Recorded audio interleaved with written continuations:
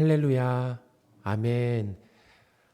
예수님의 이 부활 소식을 들은 이 제자들은 여전히 유대인들의 이 해코지가 두려워서 문들을 걸어 잠그고 있었습니다. 19절입니다. 이날 곧 안식 후 첫날 저녁에 예수님이 새벽에 부활하셨잖아요. 이 저녁에 제자들이 유대인들을 두려워하여 모인 곳의 문들을 닫았더니 예수께서 오사 가운데 서서 이르시되 너에게 평강이 있을지어다. 아멘. 이 제자들이 두려움으로 이렇게 사로잡혀 있었을 때 부활하신 예수님께서 제자들을 찾아오셨습니다. 상당히 중요한 것은 예수님이 제자들을 찾아오셨다라는 거예요. 문이 잠겨 있었는데 그러니까 예수님이 벽을 통과하여 오셨는지 문을 통과하여 오셨는지 그들의 은신처 안으로 들어오셨다라는 거예요. 그러니까 부활하신 예수님의 이 몸이라고 하는 것은 공간의 제약을 받지 않으셨습니다. 그러니까 이 부활한 몸의 특징이죠.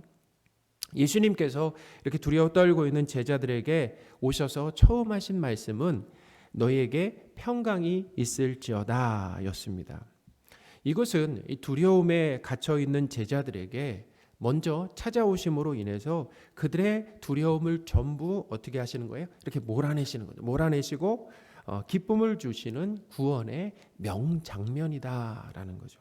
그러니까 오늘 설교의 이 중심 메시지는 뭐냐면 예수님께서 우리 인생에 오시면 우리의 모든 두려움은 싹 물러가고 평강과 기쁨이 깃들게 된다라고 하는 것이 오늘 설교의 이 핵심 메시지다라는 겁니다. 피조물인 인간이 처음 창조되었을 때 두려움이 없었습니다. 이 두려움이라고 하는 감정이 없었다라는 거예요. 하나님을 전적으로 의존하며 하나님께서 모든 것을 책임져 주시는 삶에는 뭐가 없을까요? 두려움이 없다라는 거예요. 하나님의 뜻과 말씀대로만 살 때는 걱정과 불안이 없다라는 거예요. 그러나 인간이 창조주 하나님을 떠나는 것입니다. 피조물은 하나님께 의존하며 살아야 하는데 그 피조물이 하나님을 떠나는 거예요. 그래서 자신이 중심이 되어 삽니다. 내가 중심이 되고 자기 가치와 명예를 챙기게 되는 거예요. 그리고 스스로의 지혜와 능력으로 살고 하나님의 뜻이 아니라 자신의 그 야망을 이루려고 할 때 그 삶에 가득한 것이 바로 뭐냐면 두려움이다라는 것입니다. 두려움이라는 거예요. 그러니까 무지하고 무능한 인간이 자신의 삶을 책임지려고 하지만 인간에게는 자기 자신조차 책임질 수 있는 능력이 없다라고 하는 것을 자주 경험하는 거죠. 우리 장로님 기도하셨지만 그래요. 우리가 백신을 맞으면 모든 것이 다 해결될 줄 알았는데 해결이 안 되잖아요. 그러니까 우리가 노력하는 그런 노력이 헛수고로 돌아가는 것, 숲으로 돌아가는 것을 이 코로나 상황 가운데 우리는 자주 경험하고 있다. 그러니까 우리가 똑똑하다고 생각했는데 능력 있다고 생각했는데 코로나 앞에 얼마나 우리가 무지하고 무능력한가라고 하는 것이 어떻게 해요? 드러나고 있는 거죠. 그러니까 우리의 지혜와 능력은 의지할 만합니까? 의지할 만하지 못합니까? 의지할 만하지 못하다라고 하는 것을 경험하는 거예요. 그러니 뭐예요? 미래가 불안하고 두렵죠. 하나님께는 두려움이 없습니다. 그게 하나님과 인간의 큰 차이라는. 인간은 두렵지만 하나님은 전능하시기 때문에 두려움이 없다라는 거죠. 내가 원하고 정한 목표가 있는데 그것을 이루지 못하는 것이 바로 뭐예요? 두려움으로 다가온다라는. 내가 원하는 어떤 목표 지점이 있어요. 인생에서 내가 정한 삶의 수준이 있습니다. 그런데 그 수준에 내가 이루지 못할까 봐, 도달하지 못할까 봐 내가 뭐 하는 것입니까? 전전긍긍하고 조급하고 두려워하는 거 아니겠습니까?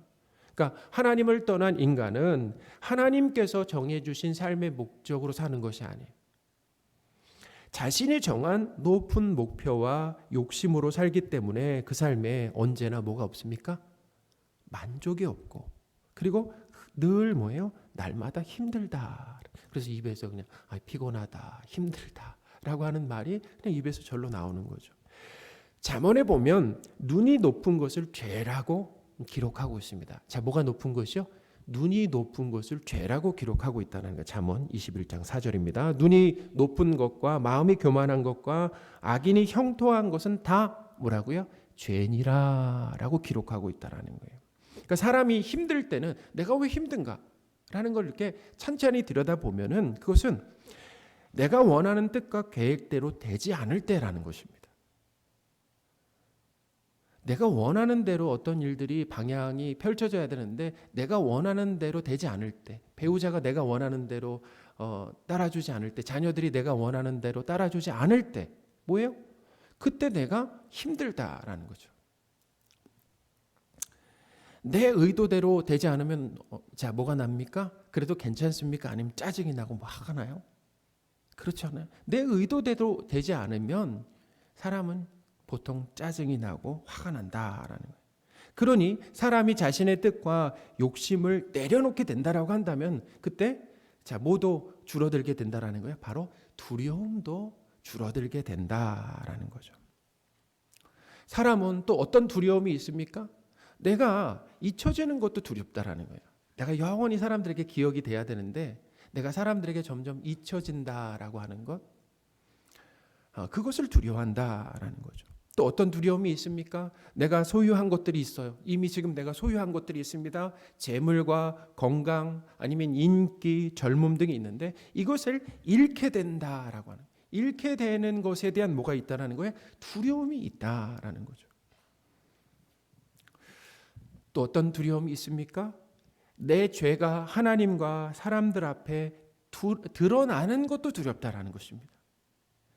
창세기 3장에 보면은 하나님께서 선악과를 따먹은 이 아담과 하와를 찾아오셨어요. 여기서도 하나님이 먼저 찾아오셨을 때 그들은 하나님을 피해 숨었다라고 기록을 하고 있습니다. 창세기 3장 9절 10절입니다.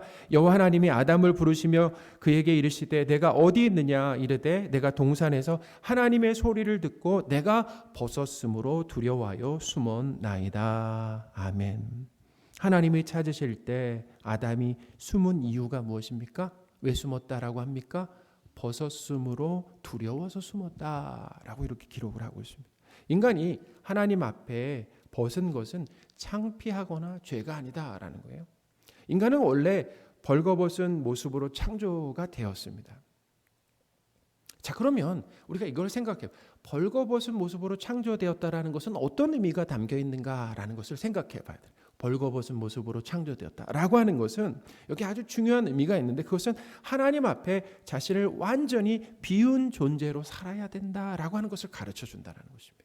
인간은 하나님 앞에 자신을 완전히 비운 존재로 살아야 된다. 그러니 인간이 하나님 앞에서 자신의 가치와 뜻을 완전히 내려놓는 것은 그것은 자연스러운 것이다라는 거예요. 그러나 이 선악과를 따먹고 죄를 지은 인간은 하나님께 벗은 모습을 보여주지 않으려고, 자 화면 바꿔주세요. 아니 영상으로. 예.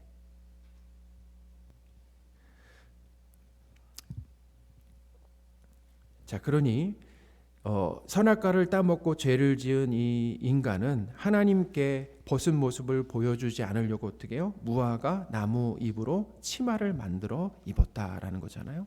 그러니까 자신의 수치와 죄를 자신의 방법으로 어떻게 했습니까? 가리려고 했다라는 거예요. 죄를 하나님께 솔직하게 어떻게 해요? 내어놓고 그 다음에 해결하는 쪽으로 선택한 것이 아닙니다. 겉모습을 좋게 어떻게 하는 것이냐면 치장하고 위장하는 이 치마를 이렇게 해 입었어요. 그래서 죄를 가리는 쪽을 선택했다라는 거예요. 창세기 3장 7절입니다. 이에 그들의 눈이 밝아져 자기들이 벗은 줄을 알고 무화과 나무 잎을 엮어 치마로 삼았더라. 아멘. 갓난아기는 엄마 앞에서 벗은 것을 부끄러워하지 않습니다. 그렇죠?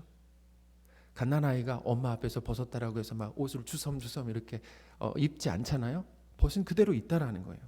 부모 앞에서도. 그런데 이 중학생만 되어도 부모에게 벌거벗은 모습을 잘 보여주지 않는다라는 거예요. 자, 왜 그렇습니까? 그때 부모 앞에서 이 자존심을 내세운다라는 거예요. 자기의 가치와 이 품위를 챙기려고 한다라는 거죠.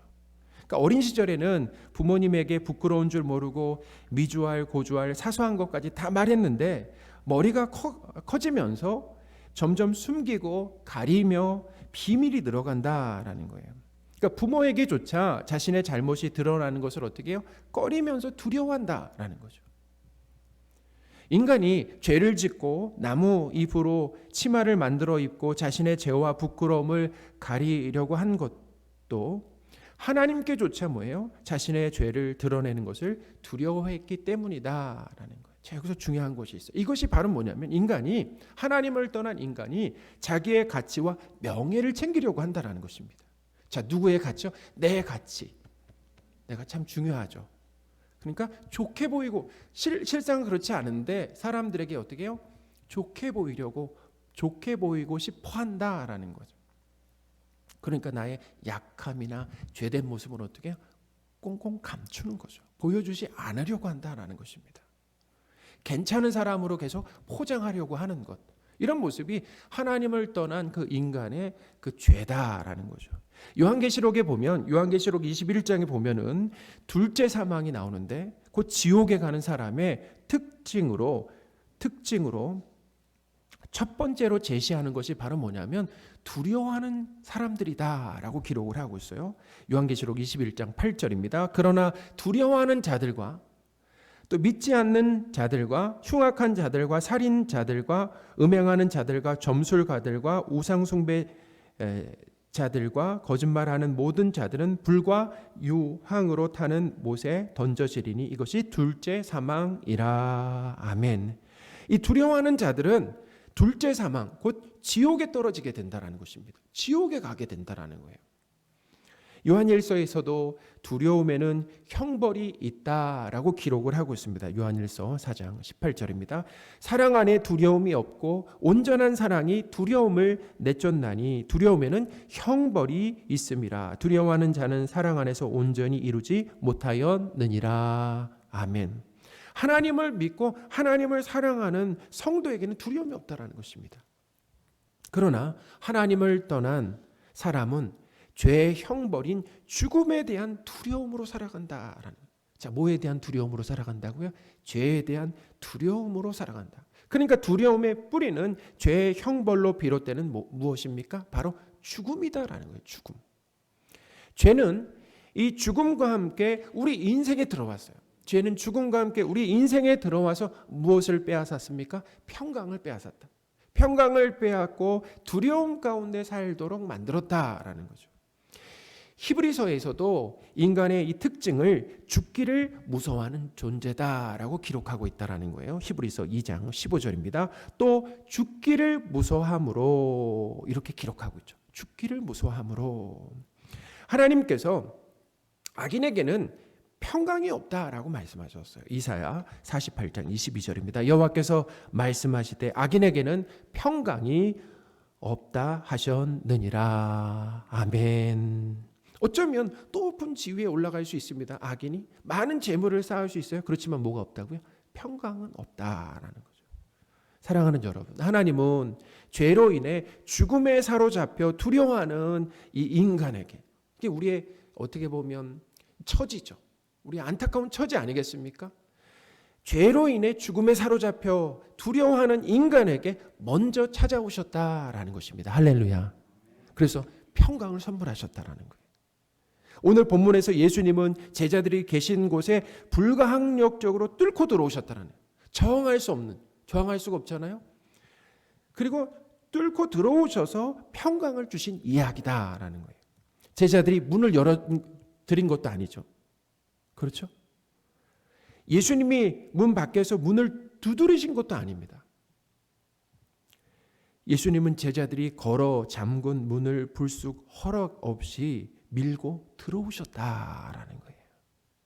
그러니까 이 평강이라고 하는 것이 뭐냐면 하나님의 뜻과 은혜로 주어진다라고 하는 것을 분명히 오늘 이 말씀이 가르쳐 준다라는 것입니다. 어떻게 인간에게 평강이 오는가? 그것은 하나님의 뜻이라는 것입니다. 은혜로 주어지게 된다라고 하는 것을 가르쳐 준다라는 거예요. 죄와 사망으로 두려워하고 있던 인간에게 저항할 수 없는 은혜로 찾아오신 예수님으로 인해 값없이 평강과 기쁨을 얻게 되는 것이다 라고 오늘 본문이 우리에게 가르쳐주고 있습니다. 성도 여러분, 평강과 이 평안은 외부 환경이나 조건이 좋아짐으로 얻는 것이 아닙니다. 예수님이 죄인의 인생에 찾아오셔서 죄인과 함께 하시면 예수님으로 인하여서 뭐예요? 평강한 것이다라는 거예요. 평강한 것이다라는 거죠. 그러니까 평강의 필수 조건이 무엇입니까? 바로 예수님이다라는 거죠. 두려워하는 그 제자들에게 한번 그 장면을 생각해 보세요. 오늘 짧잖아요. 2절이잖아요. 요한복음 20장 19절 20절인데 두려워서 문을 잠그고 있는 제자들에게 예수님이 찾아오셨습니다. 예수님이 찾아오시니까 자, 뭐가 물러나갔어요? 두려움이 물러나가고 제자들에게 기쁨이 있었다라고 하는 것. 이 그림이죠. 그러니까 평강의 필수 조건이 무엇입니까? 바로 예수님이다라고 하는 것을 가르쳐 주는 거죠. 자, 그렇다면 죄와 사망에 사로잡혀 있는 죄인들에게 예수님이 평강이 되시는 어떻게 예수님이 평강이 되시는가라고 하는 것을 설명해 드리겠습니다. 자, 다시 한번 말씀드릴게요. 자, 그렇다면 어떻게 죄와 사망에 사로잡혀 있는 죄인에게 예수님이 평강이 되시는가라고 하는 것을 설명해 드리겠습니다. 자, 두려움 속에 떨고 있는 제자들에게 예수님께서 평강의 근거로 보여주신 것이 무엇입니까? 평강의 근거로 보여주신 것이 무엇입니까? 바로 예수님의 손과 옆구리였다라는 거예요. 요한복음 20장 20절입니다. 이 말씀을 하시고 손과 옆구리를 보이시니 제자들이 주를 보고 기뻐하더라. 아멘. 예수님의 손과 옆구리는 뭐예요? 부활한 몸이셨지만 이 손에 못자국이 나 있었고 옆구리에 창자국이 나 있었다라는 거죠. 그러니까 이 손과 옆구리는 뭘 보여주는 것입니까? 십자가를 상징하는 것이다라는, 십자가를 상징하는 것이다라는. 그러니까 예수님께서 제자들에게 평강의 근거로 제시하신 것은 뭐였습니까? 바로 십자가였다라는 것입니다. 십자가였다라는 거죠. 우리가 생각할 때 예수님께서 많은 재물과 강력한 군대와 함께 오셨다라고 한다면 그것이 오히려 뭐가 될 수 있습니까? 평강의 조건이 될 것 같습니다. 그런데 예수님은 평강이 있을 거라 선포하시면서 십자가를 내놓으셨다라는 거예요. 어떻게 십자가가 평강의 근거가 됩니까?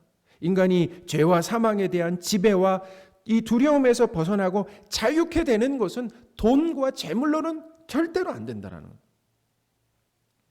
돈과 재물과 인기는 우리의 인간의 비참한 현실을 잠시나마 잊게 해주는, 어떻게 보면 진통제에 불과하다는, 치료제가 되지 못한다라는 거죠. 오로지 예수님의 십자가만이 우리를 죄와 사망에서 완전히 구해 주심으로 인해서 참 평강을 주실 수 있다라고 하는 것을 가르쳐 주시는 거죠.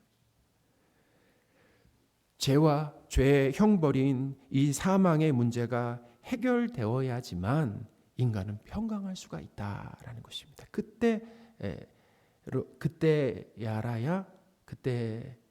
비로소 평강할 수가 있다라는 거죠. 예수님께서 죄와 사망을 십자가에서 홀로 해결하셨잖아요. 그리고 택한 백성을 찾아오셔서 참 평강을 선물하시는 것이다라는 거죠. 예수님은 죄와 사망의 문제만 해결해 주신 것이 아닙니다. 하나님을 떠나 죄인으로 살았던 우리가 이제는 하나님 곁으로, 하나님의 자녀가 되어서 살 수 있는 길을 열어주셨다라는 거죠. 그러니까 죄사함만 주신 것이 아니라 하나님 곁으로 가 하나님을 떠나 있던 죄인이 하나님의 자녀로 살 수 있는 길을 열어주셨다라는 거죠. 예수님 덕분에 우리의 죄와 사망이 해결되고 하나님과 부자관계로 회복됨으로 우리 삶에 참 평강과 기쁨이 있는 것이다라는 거죠. 예수님을 믿고 나서 달라진 것이 참 많지만 특히 죽음에 대한 이 두려움이 사라졌다라고 하는 것에 참 감사합니다. 여러분들은 어떠세요? 죽음에 대한 공포, 두려움 가운데 살았잖아요. 그런데 예수님을 믿고 나서 이 죽음의 문제가 해결되었다라는 거예요. 성도에게 이 죽음이라고 하는 것은 더 이상 형벌이 아닙니다. 이 죽음이라고 하는 것은, 죽음이라고 하는 이 문을 열고 어디에 들어가는 것입니까? 하나님의 나라에 들어가는 거 아니겠어요? 하나님의 나라. 우리가 지난주에 설교에서도 들었잖아요. 무덤 문이 열리니까 뭐가 펼쳐졌습니까? 하나님의 나라가 펼쳐졌잖아요.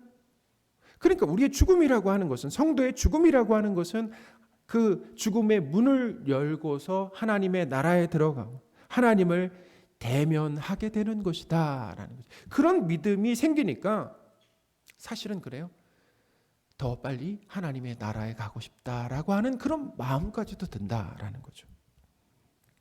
베드로가 예수님의 그 십자가와 부활을 전하다가 감옥에 갇히게 되었습니다. 먼저 야고보의 형제, 요한의 형제인 야고보가 먼저 순교를 당했어요. 그리고 이제 베드로 차례가 되었습니다. 베드로는 이제 다음 날 처형을 앞두고 있었는데요. 처형을 앞둔 베드로가 그 밤에 뭘 했습니까? 보니까 참 믿겨지지 않는 행동을 했는데 그 밤에 잠을 잤다라는 거예요. 다음 날 이제 죽게 되는데 그 양쪽에 간수들이 있었습니다. 근데 그 사이에서 잠을 자고 있었습니다. 천사가 왔을 때 베드로를 이렇게 칠 정도로, 쳐서 깨울 정도로 베드로가 잠을 자고 있었다라는 거죠. 우리가 뭘 알 수 있습니까? 죽음 앞에서 두려워하지 않았다는 거예요. 지금 제자들은 뭐 했어요? 유대인들이 두려워 떨고 있어요. 문을 잠고 있었잖아요. 근데 그때 베드로는 죽음 앞에 두려워 떨지 않고 태연하게 잠잘 수 있었던 것. 이것이 바로 뭐냐면 평강을 소유한 베드로의 놀라운 변화다라는 거죠. 이런 변화가 우리에게도 나타나고 있음을 믿습니다. 또 다른 변화는 이 눈이 높은 것, 그래서 내 야망과 욕심을 이루기 위해서 애쓰기보다는 이제는 내 뜻과 욕심을 내려놓고 내 뜻대로 되지 않아도 괜찮다라고 하는 그런 마음이 우리 안에 들어왔다라는 거예요. 이제 내 뜻대로 되지 않아도 괜찮겠다라고 하는 마음이 우리 안에 들어왔다라는 거예요. 그러니까 예전에는 내 뜻대로 되어야지만 내가 편안했는데 그렇게 되지 않아도 괜찮은, 내 뜻과 반대 방향으로 일이 일어나도 괜찮은 어떤 그런 상황이 되었다라는 거죠. 특히 또 내가 소중히 여기는 것들을 하나님께서 도로 가져가셔도 된다라고 하는 믿음이 생겨났다라는 거예요. 우리 그렇잖아요. 내가 이것만은 꼭 붙들어야 되는데 라고 생각하는 것, 그것이 재물일 수도 있고, 그것이 사람일 수도 있고, 그것이 건강일 수도 있고, 그것이 자리일 수도 있는데 하나님의 선한 뜻 가운데 그것을 도로 가져가셔도 괜찮겠다라고 하는 믿음이 우리 안에 들어오는 것입니다. 그러니까 내가 소중히 여겼던 것을 하나님 가져가셔도 어떻게 되는 것입니까? 괜찮다라고 하는 거죠. 특히 하나님께서 우리 아버지로서 우리를 끝까지 책임지시며 돌보신다라고 하는 이 강력한 믿음이 있으니까 이제 뭐예요? 불안과 걱정과 이 두려움보다는 점점 더 평강하게 되는 것이다라는 것입니다. 사랑하는 여러분, 하나님께서 우리를 이 불안, 걱정, 이 두려움에서 참 평강의 자리로 이끌어 가신다라고 하는 것을 믿으시기 바랍니다. 하나님이 지금 그 일을 하고 계신다는, 우리는 도저히 할 수 없는 일이죠. 그런데 하나님이 지금 그 일을 우리의 인생 가운데 하고 계신다라고 하는. 그러니까 우리가 신앙생활하면서 자주 뭘 경험하는 것입니까? 불안과 걱정과 염려보다는 평강을, 그리고 기쁨을 더 경험하게 되는 것이다라는 거예요. 그러니까 우리에게 평강과 기쁨을 허락하신 하나님께 뭐예요? 감사와 찬양을 드리는 것이 우리의 반응이 되어야겠죠.